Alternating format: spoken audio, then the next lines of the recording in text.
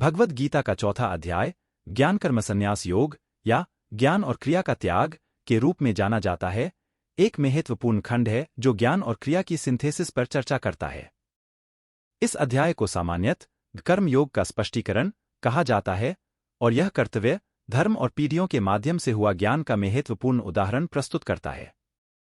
अध्याय शुरू होता है जब अर्जुन भगवान कृष्ण से संज्ञान करता है, जीवन के क्रमशः त्याग, संन्यास और निष्काम क्रिया, कर्म योग के बीच संदिग्धता के बारे में।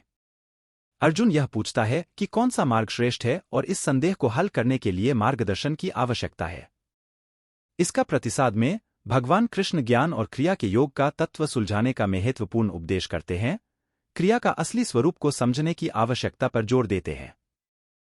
प्रारंभिक श्लोकों में कृष्ण ने यज्ञ के सिद्धांत को परिचय करते हुए पेश किया है, जिसमें निःस्वार्थ बलिदान का प्रतीक है।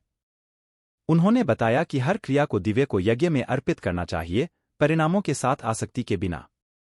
यह धारणा सब क्रियाओं के मूल तत्व की गहन खोज के लिए एक महत्वपूर्ण विचार है।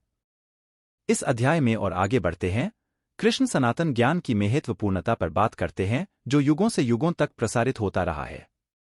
उनका जोर यह रहता है कि ज्ञान और निष्काम क्रिया का मार्ग उन्होंने पिछले युगों में दिव्य ऋषियों और शिक्षकों के माध्यम से मनुष्यता को दिया है। यह ज्ञान सिर्फ सिद्धांतिक नहीं है, यह धार्मिक जीवन और आध्यात्मिक उन्नति के लिए एक व्यावहारिक मार्गदर्शन है। इस अध्याय का महत्वपूर्ण हिस्सा कृष्ण के विभिन्न प्रकारों के यज्ञ की चर्चा है, जो पारंपरिक रीतियों से आगे बढ़ता है। उन्होंने ज्ञान, तपस्या, दान और निष्काम क्रिया के विभिन्न प्रकारों का वर्णन किया। इससे साबित होता है कि यज्ञ का यह सिद्धांत आम है और यह समृद्धि और समाज के कुल कल्याण के लिए कैसे कारगर है। इस अध्याय का केंद्रीय तत्व है कृष्ण की अपनी दिव्य अवतारों की खुलासा करना। उन्होंने कहा है कि जब भी धर्म में कमी होती है और अधर्म बढ़ता है, तब वह अपने भक्तों की रक्षा करने, दुष्टों का नाश करने और धर्म की स्थापना करने के लिए अवतारित होते हैं।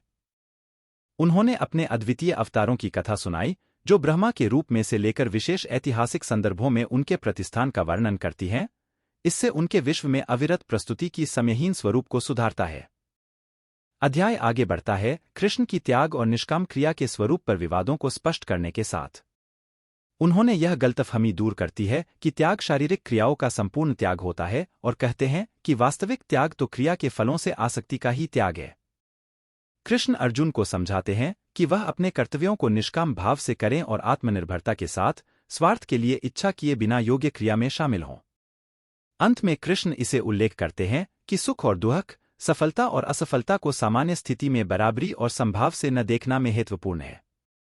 उन्होंने ज्ञान के साथ इस प्रकार की स्थिति में रहने का महत्व बताया है और कहा है कि एक बुद्धिमान व्यक्ति स्वार्थ के लिए आसक्ति के बिना निष्काम क्रिया में स्थिर रहता है।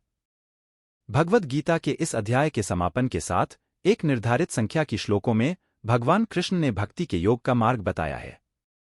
उन्होंने अर्जुन से विनम्रता और श्रद्धा के साथ संपूर्ण क्रिया को परमेश्वर को समर्पित करने की प्रेरणा दी। यह भविष्य के अध्यायों के लिए मार्गदर्शन स्थापित करता है, जो भक्ति, ज्ञान और ध्यान के मार्गों में और भी गहराइयों में प्रवृत्ति करते हैं। सारांश में भगवद गीता का चौथा अध्याय ज्ञान और क्रिया, धर्म और भक्ति के बीच के समर्थन की खोज का एक गहन अन्वेषण प्रस्तुत करता है।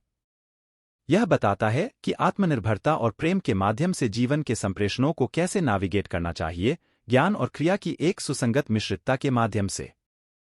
इस अध्याय के उपदेशों का समयोगी और स्थायी मूल्य है, जो जीवन के जटिलताओं को बुद्धि, धर्म और दिव्य के प्रति भक्ति के साथ समझने में मदद करते हैं।